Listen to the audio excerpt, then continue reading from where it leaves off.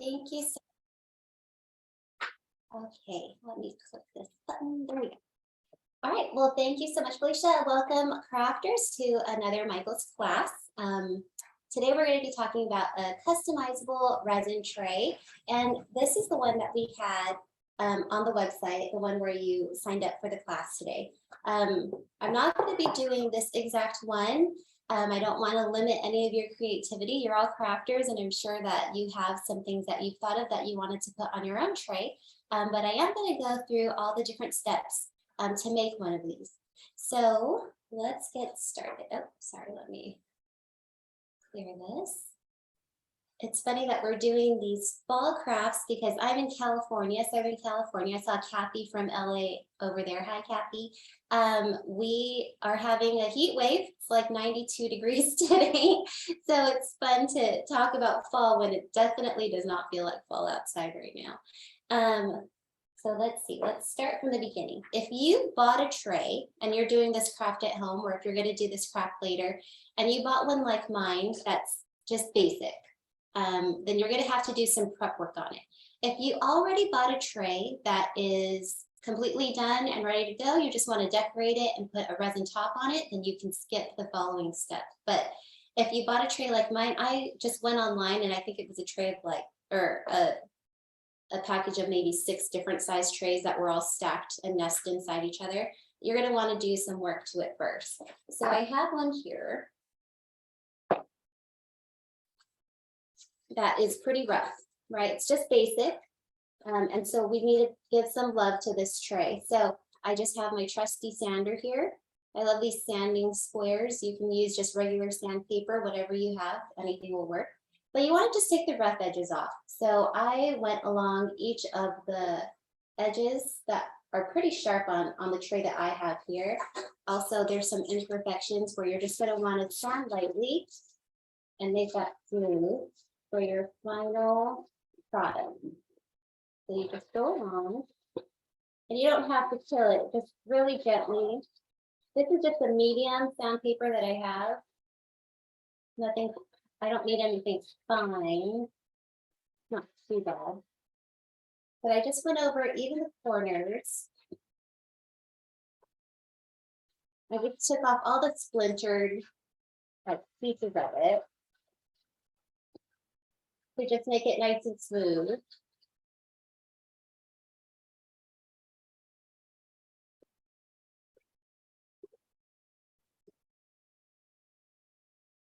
I really like sanding things. I don't know if you're like me. You smell the wood. I love that. Okay, so that's all that's needed really. I just wanted to kind of flatten out all those hard corners. There wasn't a lot of splintering on this one. Some of the other trays that I had need a little bit more work on it. This one seems fine. So from here, you can decide what you want to do. You could, because it's customizable, like I said, you can do basically anything you want to it. You could get a stain from your hardware store or from Michael's, and you can stain it to whatever stain color, dark or light that you want. For a lot of the trays that I'm going to show you in this class, I use spray paint. We use a lot of spray paint here at Craftsmith when we're doing projects. So I opted for spray paint. But you can use anything you want. You can use regular paint. You just want to follow the instructions on the back of whatever it is that you're using. Make sure that it's cured properly, that the dry time, you wait for the amount of time that it says to dry before you move on to the next step of customizing your tray and making it exactly how you want it. So let's go to the next step. All right, so I will tell you, I was in the back parking lot spray painting this about half an hour ago. So this is how easy and quick that you can put one of these trays together. So I have the same tray that I was working on before. And basically I just took our trusty spray paint and I spray painted the entire thing. And for the other ones that I have as examples, I did several coats, but this one actually looks pretty good. This red that we did. So this is ready to go. So you can do whatever you want. You can use vinyl, you can use paper, you can freehand paint anything that you want on here. However you want to customize it, that's what you should do. But what I want to show you is our fall paper pads that we have here at Craftsmith. Let me move these trays out of the way. All right. So the one from the example that I showed you that was on the website, this right here, where I did a quilt pattern, that was from this paper pad right here, Cottage Flowers. And if you were able to get it from Michael's, perfect. If not, that's totally fine. I just picked up this one yesterday, so I know that they're still in store now. And I just wanted to flip through it to show you all the paper, the different paper that we have in here. So we have this light blue, we have these fall flowers, we have this, I don't know if you can see the color very well. It's kind of like a teal stripe. We have some orange, daisy, or sunflowers and pumpkins. So this is like quintessential fall to me, right? So it's perfect for this fall tray that we're working on. And I love that these paper pads, all these paper sheets coordinate so well together, right? So like this quilt pattern that I did, it was so easy to put together because I just needed a few sheets from this paper pad and it was able to seamlessly go together, which is beautiful with these paper pads, right? So you can use this paper pad to make your fall tray. We also have this other paper pad that I want to show you. It's called Fall Orchard. So cute. So it's all about like the plaids. See how that gold just like shimmers? I love the treatment on there. We have the apples. We have some crowns, apple pie. So this also quintessential fall. So if you're doing a fall project, these paper pads make it so easy, right? So I kind of exhausted, and I'll show you all the different trays that I've been working on this week. I've kind of exhausted using the Cottage Flowers paper pad. So I'm going to use the Fall Orchard paper pad for this red tray that I'm showing you right now. So let's put this aside. And I'm going to get my paper here. And basically, you can do whatever you want. I just wanted to show you, if you're someone who's just starting out crafting, but this looked interesting to you, how easy this could be to put together. So in this paper pad here, Fall Orchard, I really love the apples in those baskets. I think that's so cute. So I'm going to grab one of these sheets. And then I also love this. You are the apple of my eye. And I love that gold on there too. Can you see it? So cute. I'm going to take that out too. And you can be as ornate as you want with something like this, or you could make it so simple. So I'm going to go and just show you how simple this can be. I'm going to get my ruler and my tray on the bottom. I'm going to line the bottom is about 6 1/4 inches. So I'm going to take my paper here. Safety. I'm going to cut it to size for about 6 1/4 inches. So, you know, depending on the size tray that you have, you would just have to figure out what works best for yours. Let me make sure. And that fits perfectly in there, right? That goes really well with the red. So let's put this aside. And let's cut out the print. You are the apple of my eye. Just a trick if you're cutting on a paper cutter, what I like to do is I like to find 2 points and I'm going to align that here on my blade. And that's where I'm going to cut. That way I can ensure that I'm going to have a straight cut. So I'm going to line those 2 up on the edge. Perfect. Now I'm going to do the same thing here. I'll line those 2 points up right here. And All right. So since this is such a simple one, that's all I'm going to do for this one tray. And see if I position that in the middle. That's so cute on its own, right? That's how simple it is to make one of these customized trays. So what we're going to do is to adhere the paper to your tray. You can use glue.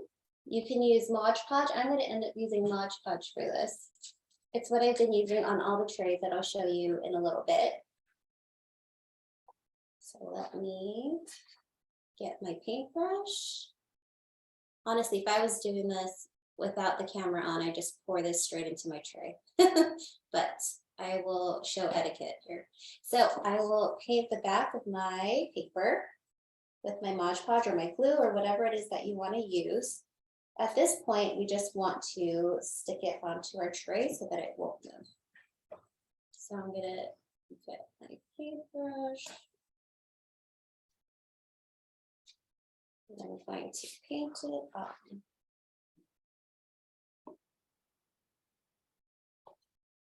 A little bit more on this side.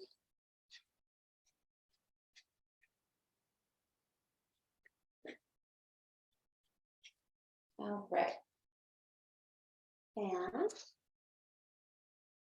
I'm going to try to position this evenly onto my tray.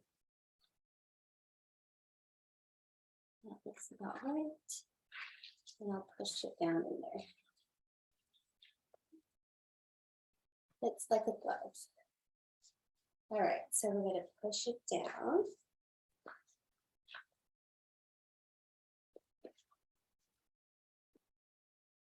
Perfect. So with this project, there is a lot of dry time, and that's why I couldn't really do one of these from beginning to end.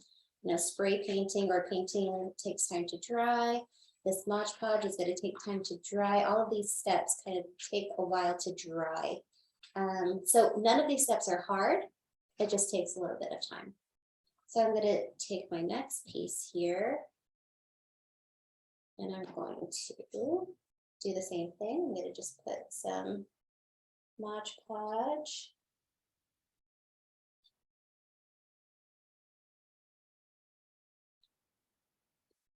back here. And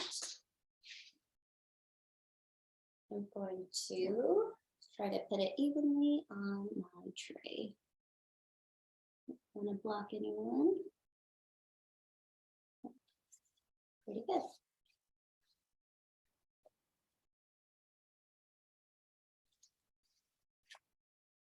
So that was pretty easy, right? That didn't take a lot of time at all. And we have this super cute decorated tray. And like I said, on the bottom here, you can do whatever you want. And you can use different mediums. You don't have to use paper. You can cut out vinyl. If someone's getting married, you could put their last name, the day that they got married. I think this would be so cute to make for a neighbor. Put some apples and some caramel, maybe some homemade caramel in a jar and give this as a little gift. That would be adorable, right? So before we move on to the next step with something like this, we would want it to dry, right? So I just wanted to show you how fast and easy it could be to make something so cute, especially with these paper pads, right? It's perfectly coordinated and you have something that's already pre-made that's so just ready to go for your project. So that's so cute. So I'm going to put this aside and I'm going to show you another one that I made. And like I said, you're crafters, you are inventive, you're imaginative, you can do anything that you want to do, right? So using, let me put this aside first. Using this Cottage flowers paper pad, when I saw this sheet right here specifically, I knew I wanted to do something with it. Isn't that so pretty? I love that. It just has that gold on there. And if you've watched anything I've done before, you know how obsessed I am with foil. So here's the tray that I've been working on with that paper pad. Isn't that so cute? This looks like something you probably could have gotten from TJ Maxx or somewhere. It's really cute, super high class looking. And And it's just with one sheet of paper. So I measured out and I decided that if I did 2 by 2 squares, I could fit 7 across and I could fit 4 across this way. So that's what I did for this tray. And I didn't finish it. So we're going to finish it together right now on this Zoom. So I can show you how I finished it.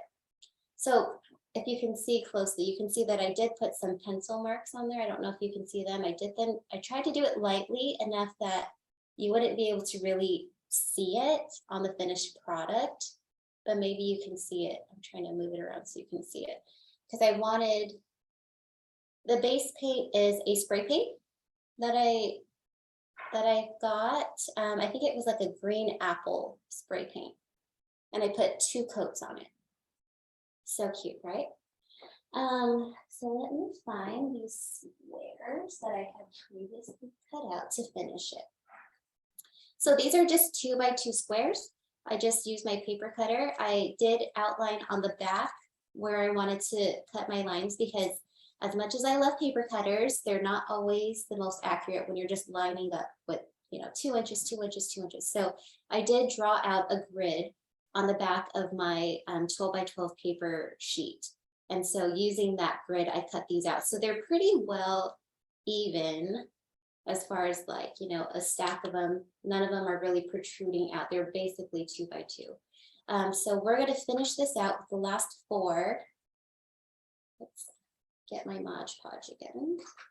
Paintbrush. All right, so we're going to paint. And this was so simple.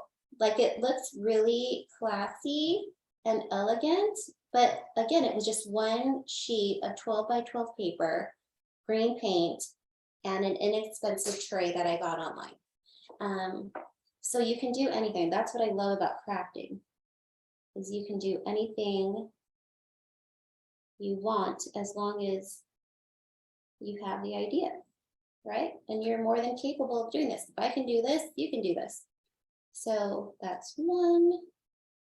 And while I was putting this together in the office, I was telling the girls, I'm taking this one home. It's not staying in the office, I'm taking it. So we are going to do the next one.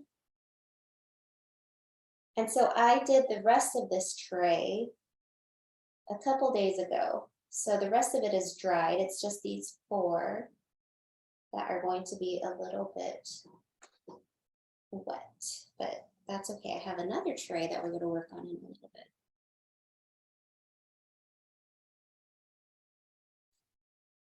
So wouldn't you be so happy if your neighbor gave you a tray that looked like this? So easy.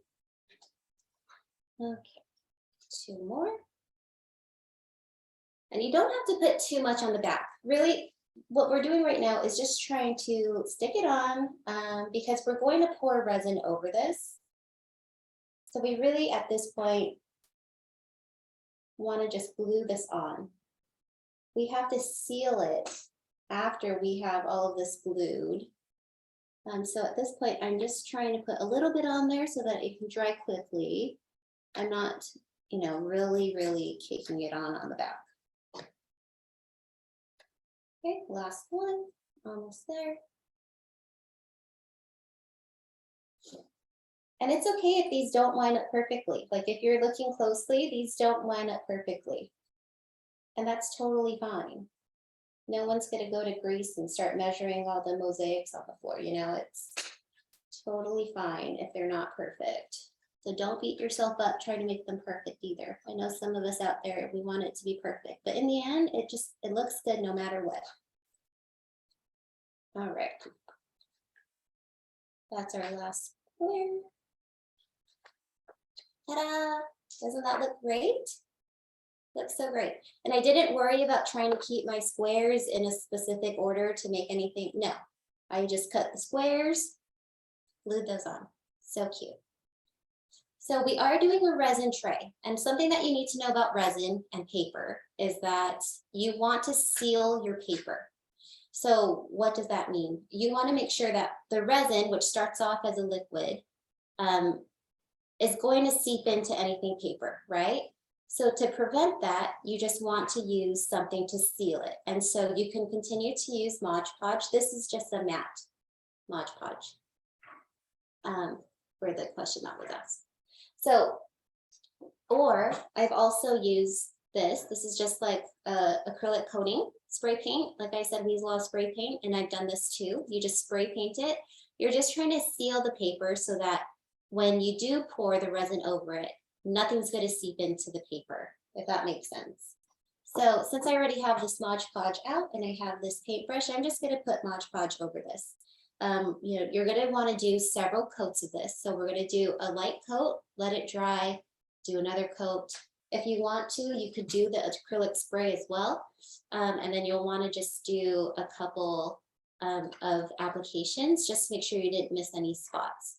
But don't go too heavy. You want it to dry, so just spray, let it dry, spray, let it dry. So I'll just put some Mod Podge on here just to seal the paper. So I'm just going to go through and get all of the corners, get all of the sides, because that's where, like if you were to pour water in here, that's probably those places that it would attack first, right? So you want to protect your paper, protect your design that you've made, because you took the time to make it so pretty. You don't want the final step of pouring that resin to ruin anything. So take time on this step. Don't skimp. So we're going to just apply a coat.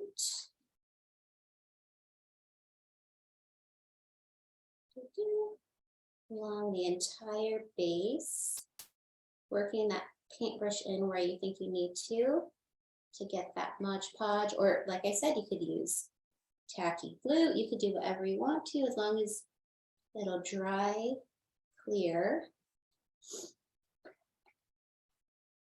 Get a little bit more.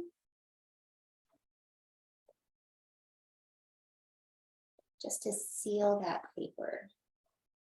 And this paper from the paper pad, I mean, it's really high quality, it's thick.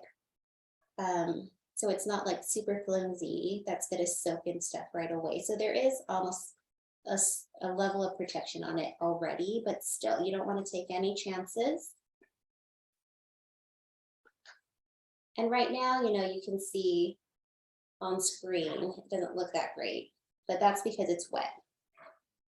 But this will dry, and you'll still be able to see like the foil finish on here after it's dried.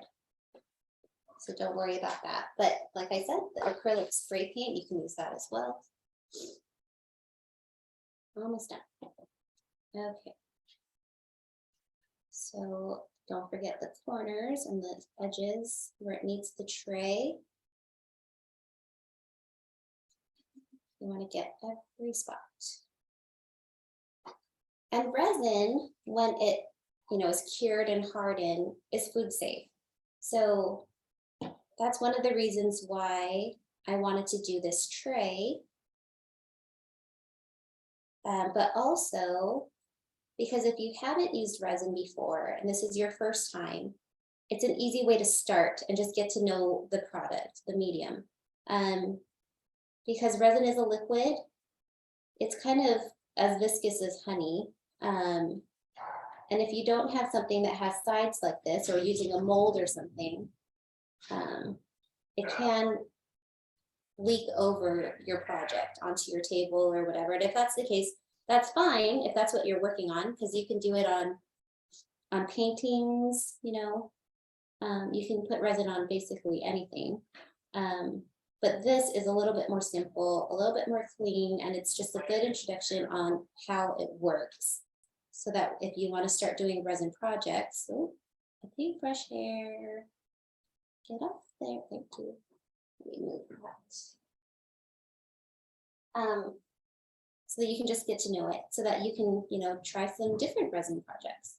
But this is just a good introduction, I feel like, because it already has those sides built in.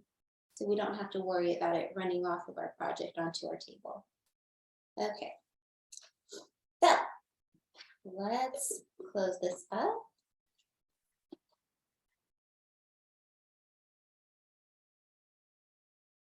will the resin adhere to the set acrylic tray? I'm not sure what that means. I'm sorry. Maybe Emily can look into that. Okay, so we're gonna let this dry. You're not gonna wait for this to dry. I'm gonna wait for this to dry, and when it's dry, I'll do another resin tray. But so I'll put this aside. Put these away, and I will get a different tray. Okay, so with trick or treat, or with Halloween coming up, I did a trick or treat tray. I thought that was super cute and really simple. Oh, I should have brought our Boo paper pad in here to show you. I didn't. We have a ton of paper pads. One is a Halloween paper pad, and so I just grabbed another one of these, like this apple of my eye sheet. I cut one out that said trick or treat, and I just used another one of the paper pad sheets to cut out the different candy corns and the ghosts. I think that's just super cute. So I've already Mod Podged this. It's all how long to dry. Well, let's see. When I did another one of these, I let it dry. It took about an hour for it to dry first before I put on another coat. I don't know if it's because it was so hot here that it dried so quickly. So you'll just want to see. You'll know that the Mod Podge is dry because it turns clear. And you'll know that you'll be able to put another layer on there. So I hope that answers your question. I know I love the Halloween tray too. Thank you. Okay, so this is all dry. It's glued down. I sealed it. There's Mod Podge on here. I even sprayed it with that acrylic spray. This is ready to go. So we're going to move on to the next portion, is the actual pouring of the resin. So let's get that. All of our materials for that. Hold on 1 second. Just need to clean up my space. Whenever I use things like Mod Podge or paint or things that are kind of wet, I always have, like, you know, paper towels and disposable paper plates and stuff like that. It just makes cleanup so much easier. So let me just get it set up really quickly. So I bought a kit online, and Michael sells resin kits as well. So it has, I'll lay this down so you can see. It has epoxy and resin. And these two things together, when you put them together, activate, and that's what we're going to use for our tray. So put this away. It comes with these 2 cups, one for the epoxy, one for resin, and I have a separate cup that I'm going to mix them together in. Sorry, there was a question. Do you wait until one layer is dry to apply the second? Yes. So I wait until it's dry before I apply another one. I just feel like it turns less streaky if I do it that way. If you're used to Mod Podging and you know exactly what you want to do, how to do that, then that's totally fine. The goal is just to seal the paper. So however you feel best to do that. Okay. In my kit, where's it open? Here we go. In my kit, it came with fun things, like it has these different like confetti kind of glitter that you can use. And this came with foil, so like paper leaf, gold leaf, bronze leaf, silver leaf. Oh, I'm gonna move over. There we go. And that's fun too. I'm not going to do that on here, but if you want to, what you could do is before we pour our resin, what you could do is put a little bit of glue or Mod Podge down on your tray, and you could use your leaf and you can put it in different spots on your tray or whatever project you're working on, and let that dry. After it's dry, you can kind of use a dry paintbrush and take away all the extra leafing that's on there. But that would add a really cute extra dimension of design onto your product. So it's cute that this came with all of these things. There's also like mica that you can add to your resin that will add in, you know, color and glitter. and all that fun stuff. So this is just very basic what we're doing. There's so much to resin that you can do. It also came with stir stick. Okay, and I think these are paper gloves or plastic gloves. Yeah. Okay, so before we begin, very important, put your hair up. Put your hair up in a bun. If you have long hair like mine, my hair basically goes down to the back, down here to my waist. Put your hair up. So I was doing a resin project where I had my hair in a ponytail, and I was done with my project, and I was about to put my my container over it to block it from getting dust in there, and my hair just swept up from the back and went into the resin. You don't want that to happen, so put your hair up. It takes like 10 seconds. It'll save you a big headache. If you want to know what happened, I was like upside down in the bathtub trying to get it out. If you get resin on you, if you get resin in your hair, the number one thing that I can tell you to use is Dawn dish soap. I'm not trying to advertise for Dawn dish soap, but use Dawn dish soap. It's what was able to get everything cleared off of my hair. So I was able to save it, but that was one time. I've done several resin projects, never had that happen to me, except that one time. So I just want you to know, put your hair up, just put it up.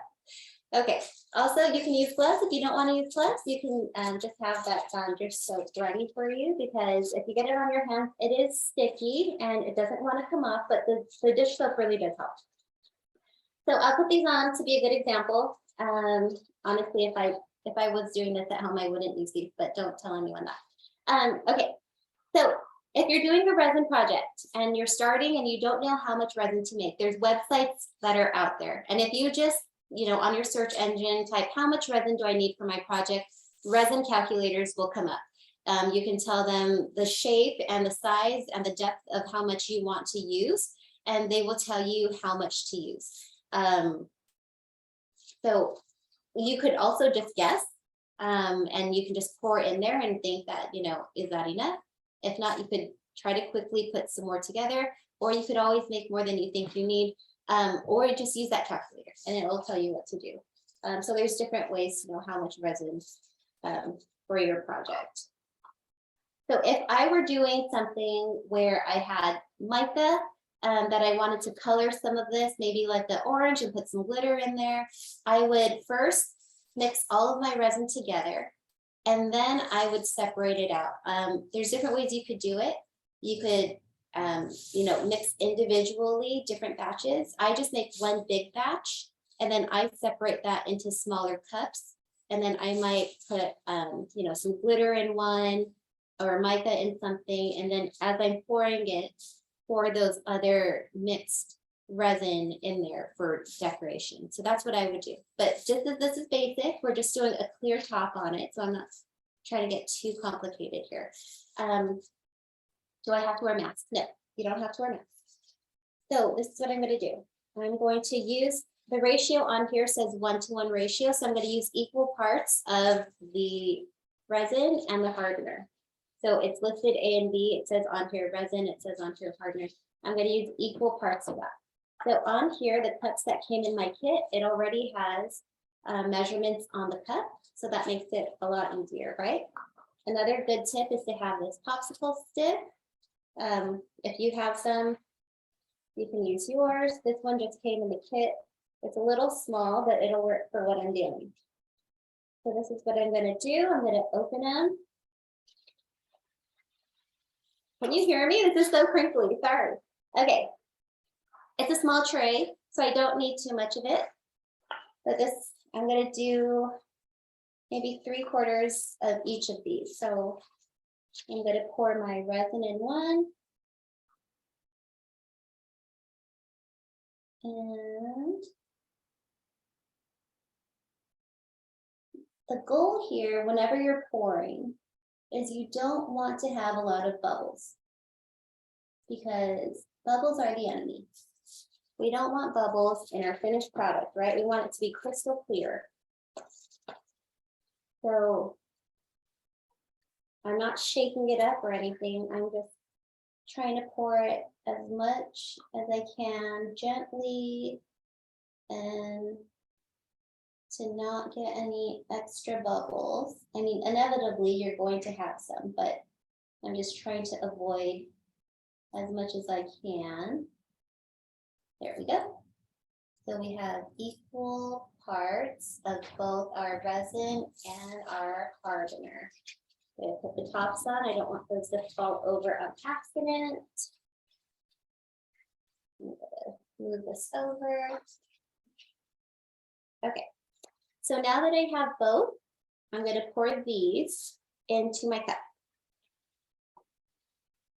And as you can see, the consistency is maybe not like honey. I guess it's a little bit more fluid than honey, but it's definitely not as runny as just plain water. Maybe maple syrup. Maybe that's a good description. So that's the one. Here's another. Okay. So I have both of those. Put those on my paper plate. And now what I'm going to do is I'm going to stir these together. Try to let you see. And you can see that it's streaky, right? Because we're mixing those two things together.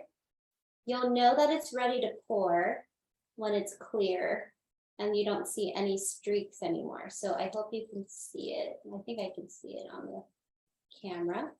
And my strokes, I'm not going crazy. I'm not whisking this. I'm not making like a meringue. I'm just mixing it gently, trying to avoid making more bubbles. So you're gonna mix this like about a minute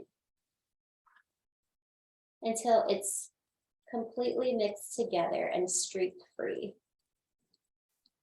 So we're just going to make sure that we scrape the sides. I'm constantly scraping the bottom. Just trying to get that all mixed together. I'm going to bring it back down so I can see it. So I'm not going too crazy, but we're just going to mix, mix, mix. And you can read the back of your bottles or your kit. It'll tell you how long it takes to cure. It takes about 24 hours. So it is a patience game, but it's just drying. There's nothing that you have to do on your part besides just let it dry. So it's not hard. It's really a really easy project and can be so impressive.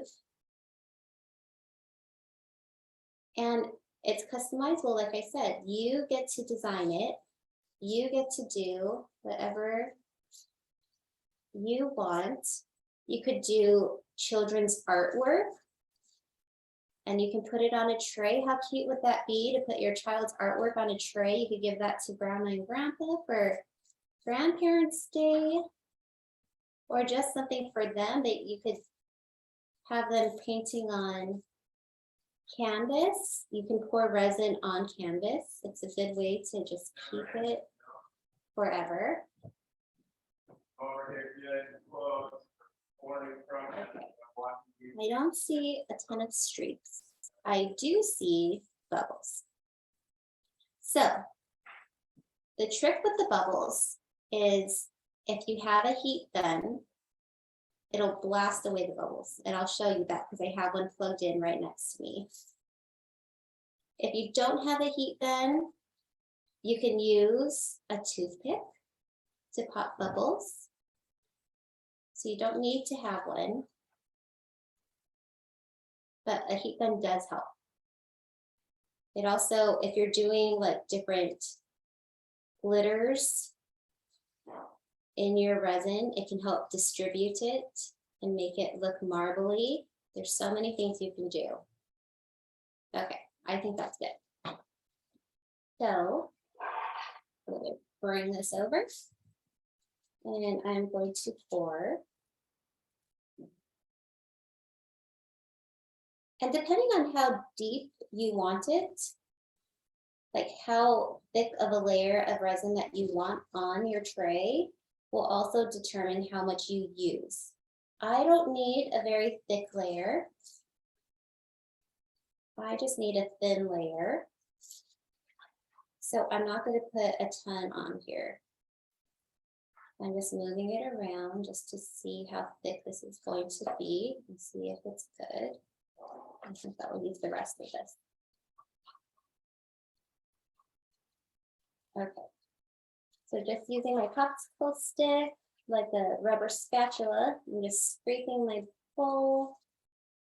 You can use a cup, whatever you want. I thought maybe a bowl you could see it easier, so I use this paper bowl. Move these over. I don't want any resin dripping on my table. All right. So you can move it around and just cover your tray. A few more corners. You can use your popsicle stick too to help you. It's kind of like brownie batter. Just kind of move it around. Okay. Shake it around a little bit. It's pretty good. I don't see actually a ton of bubbles after I did that. But I'm going to take these off. And I'm going to, I mean, if you have an excuse to use the heat gun, why not use it, right? So I have this already plugged in. And I'm going to turn it on. And I'm just going to lightly, I don't know if you can see this, I'll stand up and try to show you. But when you use the heat gun, you can see the bubbles just go away immediately. You see that? So a heat gun is definitely useful. There will be websites that tell you that you could use a hair dryer or something. I personally, I would not. I feel like hair dryers blow more dust into your project than using a heat gun. But you can definitely try that. Maybe my house is just dusty, I don't know, but perfect.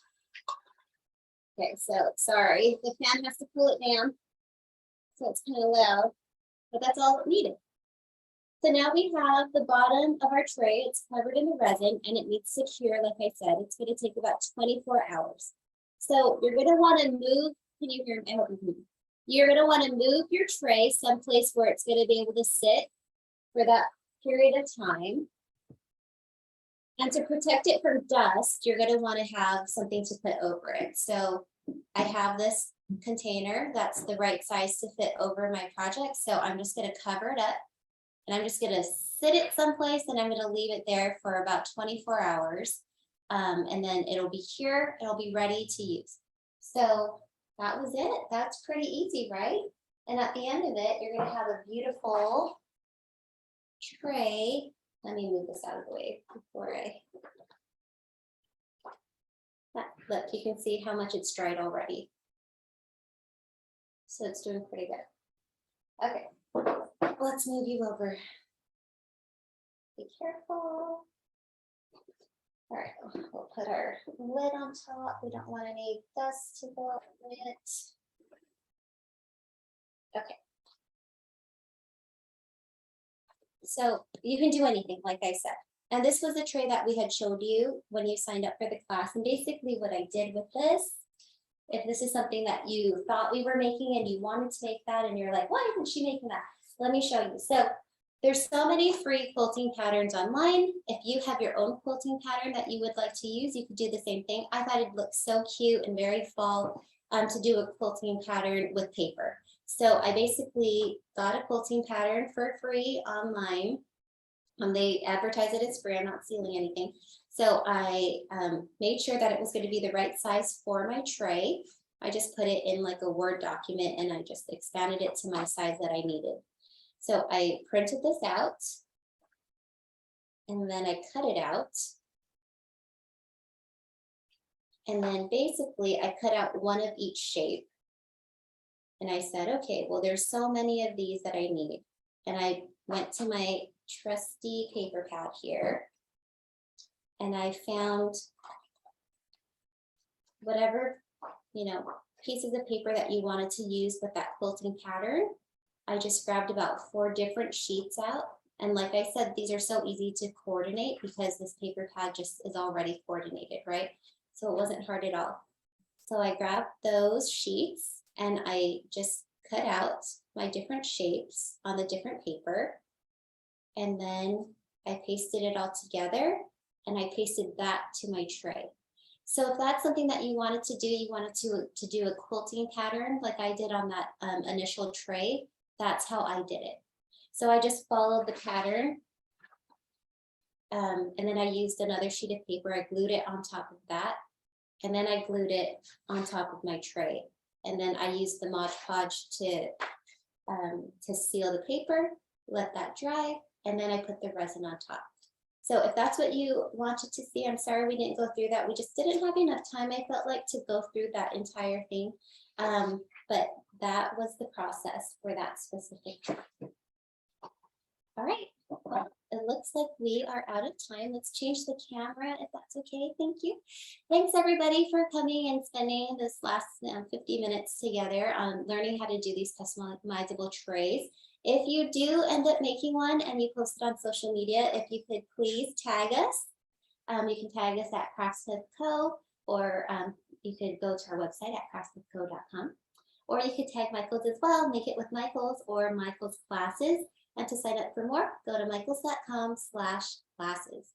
Thank you so much for joining me. I hope you learned something. I enjoyed my time with you and I appreciate you taking your time to be with us today. Thanks so much, everyone. Bye.